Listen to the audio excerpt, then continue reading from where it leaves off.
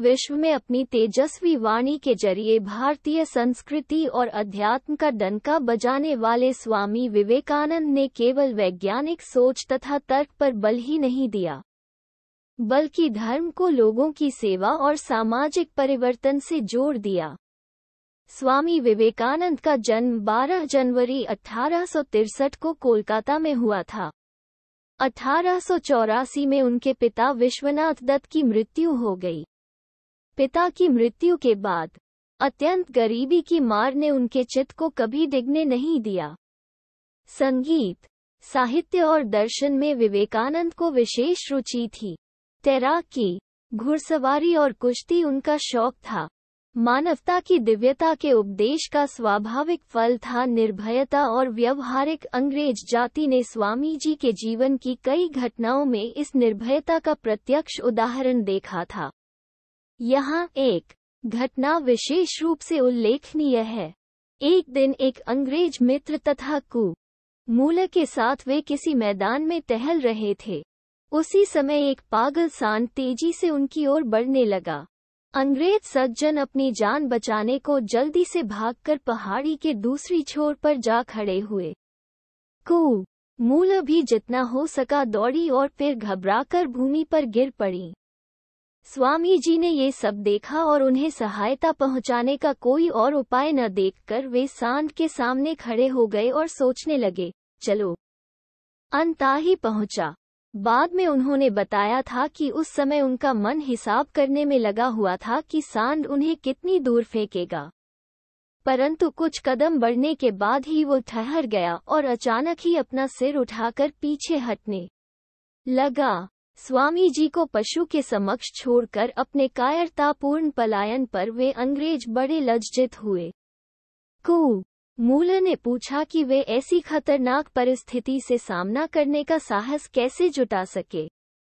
स्वामी जी ने पत्थर के 2 टुकड़े उठाकर उन्हें आपस में टकराते हुए कहा कि खतरे और मृत्यु के समक्ष वे अपने को चकमक पत्थर के समान सबल महसूस करते हैं, क्योंकि मैंने ईश्वर के चरण स्पर्श किए हैं।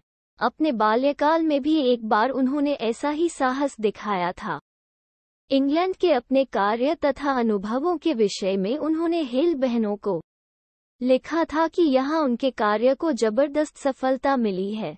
एक अन्य अमेरिकी मित्र के नाम पत्र में उन्होंने लिखा कि अंग्रेजों के महान विचारों को आत्मसात करने की शक्ति में उन्हें विश्वास है। यद्यपि इसकी गति धीमी हो सकती है, परंतु यह अपेक्षाकृत अधिक सुनिश्चित एवं स्थायी होगी।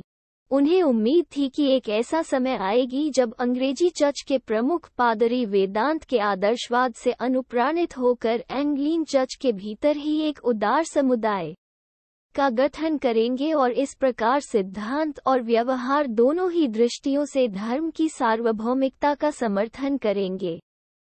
परंतु इंग्लैंड में उन्हें सबसे अच्छा लगा था अंग्रेजों का चरित्र, उनकी दृढ़ता, अध्यवसाय, स्वामी भक्ति, आदर्श के प्रति निष्ठा तथा हाथ में लिए हुए किसी कार्य को पूरा करने की उनकी लगन। वहां के लोगों के अंतरंग संपर्क में आने पर उनके बारे में स्वामी जी के पूर्वकल्पित विचार बिल्कुल ही बदल गए। परवर्ती काल में उन्होंने कलकत्ता के नागरिकों को संबोधित करते हुए कहा था, ब्रिटिश भूमि पर अंग्रेजों के प्रति मुझसे अधिक घृणा का भाव लेकर कभी किसी ने पैर न रखा होगा। अब यहाँ ऐसा कोई भी न होगा जो मुझसे ज्यादा अंग्रेजों को प्यार करता हो। 28 नवंबर 1896 को उन्होंने हेल बहनों को लिखा, अंग्रेज लोग अमेरिकनों की तरह उतने अधिक सजीव नहीं हैं, किंतु यदि कोई एक बार उनके हृदय को छू ले तो फिर सदा के लिए वे उसके गुलाम बन जाते हैं। अब मुझे पता चल रहा है कि अन्याय जातियों की अपेक्षा प्रभु ने उन पर अधिक कृपा क्यों की है। वे दृढ़ संकल्प तथा अत्यंत निष्ठावान हैं। साथ ही उनमें हार्दिक सहानुभूति है। बाहर उदासीनता का केवल एक आवरण रहता है, उसको तोड़ देना है, बस फिर तुम्हें अपने पसंद का व्यक्ति मिल जाएगा। एक अन्य पत्र में वे लिखते हैं, ये तो तुम जानती ही हो कि अंग्रेज लोग कितने दृढ़चित होते हैं। अन्य जातियों की अपेक्षा उन लोगों में पारस्परिक ईर्ष्या की भावना भी बहुत ही कम होती है और यही कारण है कि उनका प्रभुत्व सारे संसार पर है। दास्ता के प्रति खुशामद से सर्वथा दूर रहकर उन्होंने आज्ञा पालन, पूर्ण स्वतंत्रता के साथ नियमों के पालन के रहस्य का पता लगा लिया है। स्वामी विवेकानंद का मात्र 39 वर्ष की उम्र में निधन हो गया था। दोस्तों, ये थी स्वामी विवेकानंद जी के जीवन से जुड़ी हुई कुछ महत्वपूर्ण घटनाएं। आपको हमारी ये वीडियो कैसी लगी कमेंट करें, अगर अच्छी लगे तो शेयर भी करें और हमारे चैनल को सब्सक्राइब करें।